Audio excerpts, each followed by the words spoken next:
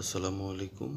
আজকে আমরা দেখাবো কিভাবে সিএফটি বের করা হয়।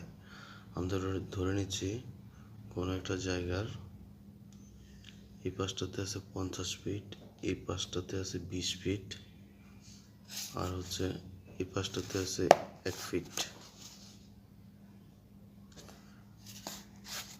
50 ফিট, 20 ফিট, আর এই পাশটাতে আছে 1 ফিট। তাহলে আমরা লিখে নিতে পারি 50 ইন্টু 20 ইন্টু 1 ফিট।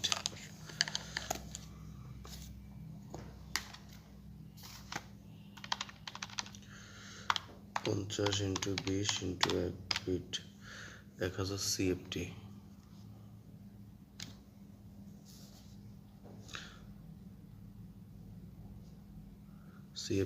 এভাবেই সিএফটি বের করা হয়।